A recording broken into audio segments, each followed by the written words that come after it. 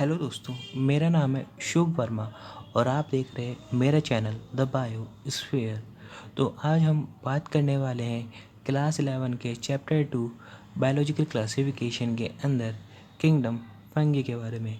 Already हम biological classification का basic और किंगडम प्रोटिस्टा के अंदर जितने भी और अदर सब टाइप्स हैं हम पढ़ चुके हैं, वो हमने प्रीवियस वीडियो में कवर अप कर रखा है, तो आप मेरी प्रीवियस वीडियो दे सकते हैं। तो आज हम बात करने वाले हैं किंगडम फंगी के बारे में। तो बेसिकली किंगडम फंगी एक ग्रुप ऑफ ऑर्गेनिजम्स हैं जिनको हमने फंगी के अंदर रखा। इनका एक यूनिक फीचर ये है कि ये हेटरोट्रॉफिक ऑर्गेनिजम्स होते हैं। हेटरोट्रॉफिक का मतलब ये होता है जो अपने खाने के लिए दूसरों पे डिपेंड करते हैं। इनकी एक लार्ज डाइवर्सिटी होती है in morphology and habitat. Large diversity मतलब ये large number of group of organisms को कवर अप करते हैं। इनकी मॉर्फोलॉजी एंड हैबिटेट अलग अलग होते हैं। ये कई सारे इन्वायरमेंट में पाए जाते हैं। तो basically what is the fungi. तो मैं आपको बताता हूँ फंगी होती क्या है। जैसा भी आपने देखा होगा कि जैसे अब हम ब्रेड या बियर बनाने के लिए ईस्ट का प्रयोग होता है। तो ईस्ट क्या है, एक फंगी का टाइप है। कभी कभार वीट में रस्ट लग जाता है जो एक पुकनिया के कारण होता है। ये भी एक फंगी का ही एग्जाम्पल है। और सारी फंगीज होती हैं जिन्हें हम सोर्स ऑफ एंटीबायोटिक्स के रूप में यूज़ करते हैं। इसका एक एग्जाम्पल है पेनिसिलियम। ठीक है। फंगी जो होती है वो हमारी कॉस्मोप्लाइटन होती है। ये हमारे पूरे एनवायरनमेंट में कहीं भी पाई जा सकती है। ये हमारी air, water, soil and animals and plants के ऊपर भी पाई जाती हैं। तो आज हम बात करने तो इसके आगे हम स्टार्ट करते हैं ईस्ट। तो बेसिकली फंगी क्या है। Fungi is the unicellular and filamentals. Fungi एक तो ये यूनिसेलुलर होते हैं और एक फिलामेंटस होते हैं। इनमें सिर्फ सिंगल सेल होती है। और फिलामेंट क्या होते हैं जो इनको motion and locomotion and movement में हेल्प करते हैं। ठीक है।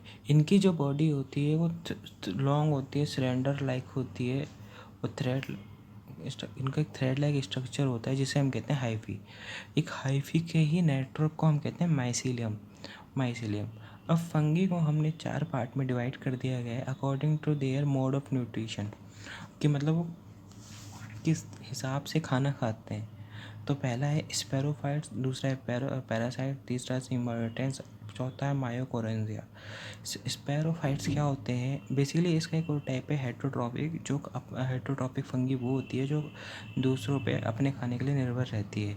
स्पैरोफाइट्स क्या होते हैं, ये जो हमारा सोल्यूबल ऑर्गेनिक मैटर होता है एनवायरनमेंट के अंदर, उसको ऑब्जॉर्व करते हैं या फिर उसको इनगल्फ करते हैं। उस डेड मैटर को, उस डेड सब्सटेंस को ये डिग्रेड करके एक ऑर्गेनिक मैटर में कन्वर्ट कर देते हैं, जिसे डिकम्पोजर। पैरासाइट जैसे मैंने आपको बता दिया depend on living plants and animals, दूसरों के ऊपर डिपेंड रहता है अपने खाने के लिए। सिम्बायोटेंस ये बहुत इंपॉर्टेंट है। मायोकोरेंजिया ये भी बहुत इंपॉर्टेंट है। सिम्बायोटेंस मतलब ये क्या है, दो चीज़ों के बीच एसोसिएशन करते हैं, दो चीज़ों के बीच एक नेटवर्क क्रिएट करते हैं जिससे अपना खाना लेते हैं, जैसे एल्गी और लाइकेन। इसका एक एग्जांपल है इंपॉर्टेंट, ये नीट में भी आया हुआ है। मायोकोरेंजिया ये रूट्स ऑफ हायर प्लांट्स से भी अपना खाना लेते हैं। अब आते हैं फंगी के रिप्रोडक्शन के बारे में, कि फंगी रिप्रोडक्शन कैसे करता है। तो बेसिकली फंगी जो है हमारा वो 3 टाइप से रिप्रोडक्शन करता है। Vegetative, asexual, sexual. वेजिटेटिव में एक होता है हमारा फ्रेगमेंटेशन के अंदर आता है हमारा फिजन एंड बडिंग। एसेक्सुअल के अंदर आता है बायोस्पोर्स एंड जूस्पोर्स। सेक्सुअल के अंदर आता है ओस्पोर्स, एसोक्रोप्स एंड बेसिडोफ्लोरस। फ्रेगमेंटेशन की एक फ्रेगमेंट से निकलेगा बॉडी के बाहर, अंदर से, ऐसे बॉडी है हमारी, इसके अंदर एक फ्रेगमेंट निकलेगा। ये फ्रेगमेंट आगे चल के ये फंगी को बनाएगा। तो इसके अंदर भी आते हैं 2 सब टाइप्स, फिजन और बडिंग। फिजन क्या है कि जैसे ये हमारा फ्रेगमेंटेशन फिजन निकला, जैसे ये निकला ये पार्ट, ये टूट इससे निकलेगा, इससे निकल के टूट जाएगा, तो ये 2 बन जाएंगे, ऐसे इसको कहते हैं फिजन। और बडिंग क्या होती है, एक छोटा सा बड निकलेगा, वो बड धीरे धीरे बड़ा होगा और जो ओरिजिनल बॉडी होगी उससे निकल जाएगा। अब हम आते हैं एसेक्सुअल। एसेक्सुअल में क्या होता है, हमारे स्पोर्स बनते हैं, उसकी मदद से हमारा फंगी रिप्रोडक्शन करता है। सेक्सुअल में क्या होता है, हमारे यू स्पोर्स से करता है, एस्कोस्पोर्ट से करता है, बेसिडोपोर्ट से करता है। अब जो हमारी फंगी होती है उसकी जो सेल, अब हम पढ़ते हैं फंगी की सेल वॉल के बारे में।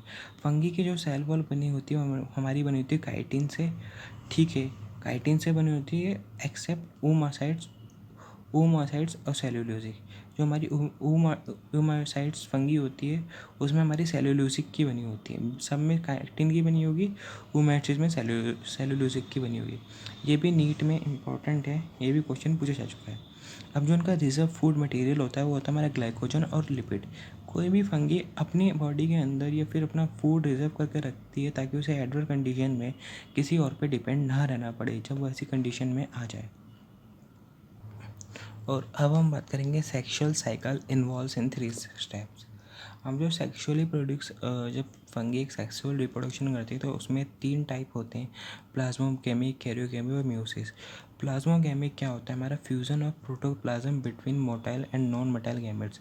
अब गैमेट्स क्या होते हैं, जब भी हमारा एक जाइगोट जब भी हमारा स्पर्म ओवा से जाके मिलता है तो वो जाइगोट फॉर्मेशन कहता है, उसको हम कहते हैं जाइगोट फॉर्मेशन। जब स्पर्म और ओवा आके मिल के जब इनका इनका जब मिलन होता है तो ये जाइगोट बनाते हैं, ठीक है। ये जाइगोट मोटाइल भी हो सकता है और नॉन मोटाइल, ठीक है, नॉन मोटाइल गैमेट। जब इनका बिटवीन मोटाइल एंड फ्यूज़न होता है हमारा, जब भी motile and non motile gamete से, तो इससे हमारा फंगी सेक्सुअल रिप्रोडक्शन कहता है, इसको हम कहते हैं प्लाज्मोगेमी। सेकेंड हमारा कैरियोगेमी। कैरियोगेमी होता है फ्यूज़न ऑफ 2 न्यूक्लाई, फंगी की 2 न्यूक्लाई आपस में फ्यूज़ करेंगे। फ्यूज़ करने का मतलब वो सेक्सुअल रिप्रोडक्शन कर रहे हैं न्यूक्लियाई, तो उसको हम कहेंगे कैरियोगेमी। दूसरा है म्यूसिस। म्यूसिस में क्या होता है, जो हमारा जाइगोट होता है इसमें क्या होता है, ये म्यूसिस की मदद से जाइगोट होगा, 2 में टूटेगा, 2 में 4 में टूटेगा, फिर ऐसे टूटता जाएगा, जिन्हें हम कहेंगे हैप्लोइड स्पोर्स में ये चीज़ होती है। ये भी इम्पॉर्टेंट है। अब बेसिकली हम फंगी को डिवाइड कर देते हैं 4 सब क्लासेस में, फाइकोमाइसेटिस, एस्कोमाइसेटिस, बेसिडोमाइसेटिस, ड्यूट्रोमाइसेटिस। अब हमने इसको क्यों डिवाइड करा, क्योंकि जो फंगी होती है वो अलग अलग टाइप अपना शो करती है। कुछ फंगी लोअर फंगी होती है, लोअर फंगी का मतलब ये नहीं कि नीचे की लेवल की, वो अपने बिहेवियर से लोअर फंगी कहते हैं। सैक फंगी वो एक सैक में रहेगी। बेसिडोमाइसेटिस मतलब एक क्लब फंगी, मतलब एक ग्रुप में रहेंगी, ठीक है। तो अब इस वीडियो में सिर्फ मैंने आपको फाइकोमाइसेटिस ही बताया। अब जो फाइकोमाइसेटिस है ये भी बहुत इंपॉर्टेंट है, नीट में क्वेश्चन आया हुआ है इस पर भी। फाइकोमाइसेटिस है उसको हम कहते हैं लोअर फंगी। ये कहाँ पाई जाती है, हमारी पाई जाती है एक्वेटिक हैबिटेट। ये हमारी पहली पाई जाती है हमारी एक्वेटिक हैबिटेट में। ये क्या करती है, जो हमारी वुड होती है और डेम्पी ब्लेसिस को होती है उसको डिके कर देती है, उसको मतलब गला देती है। ज़्यादातर ये पैरासाइट्स होती हैं फाइकोमाइसेटिस, कि मतलब अपने खाने पे दूसरों पे डिपेंड रहती है अपने खाने के लिए। अब ये माइसीलियम जो होता है एसेप्टेड होता है और कोनियोसाइटिक होता है। माइसीलियम क्या होता है, बेसिकली मैंने आपको माइसीलियम यहाँ पे मैंने आपको बताया था कि जो बॉडी ऑफ जो हमारी फंगी की जो बॉडी होती है वो long cylinder thread like structure carry करती है, जिसे हम कहते हैं हाइफी। यही हाइफी अगर जब ये नेटवर्क हाइफी को हम कहते हैं माइसीलियम, ठीक है। ये हमारा ये है, ठीक है। अब जो इसका रिप्रोडक्शन मोड है वो हमारा एक्सेक्सुअल मोड है, वो जूस्पोर्स से और बाय एप्लोनोस्पोर्स, ठीक है। ये हमारा एसेक्सुअल मोड है, वो होता है 2 टाइप का, मोटाइल और नॉन मोटाइल। मोटाइल होता है जूस्पोर्स, नॉन मोटाइल होता है एप्लोनोस्पोर्स। अब जूस्पोर्स कैसे बनता है, ये बनता है फ्यूज़न ऑफ 2 गैमेट्स। जब भी कोई 2 गैमेट का फ्यूज़न होगा तो हमारा जूस्पोर्स बनेगा। और जो गैमेट्स होते हैं ये जो फ्यूज़ करते हैं ये सिमिलर भी हो सकते हैं, डिसिमिलर भी हो सकते हैं, कि इनकी मॉर्फोलॉजी फिजियोलॉजी अलग एक भी हो सकती है और ये एक दूसरे से डिफरेंट हो सकते हैं। इसका एग्जांपल है मुकोराइजोपोकस एल्बगो। ये बहुत इंपॉर्टेंट है नीट के हिसाब से, क्योंकि नीट में क्वेश्चन दे देते हैं कि यही 3 कैटेगरी दे दी जाएगी और आपसे पूछा जाएगा कि एक और दे दिया जाएगा कि इनमें से कौन सा वाइकोमाइटिस माइकोसिटिस के अंदर नहीं है ना, तो आपका एग्जाम्पल ज़रूर याद करना है। थैंक यू दोस्तों, प्लीज़ मेरे चैनल को सब्सक्राइब करें, लाइक करें और अपना फीडबैक मुझे दें। थैंक यू दोस्त सब।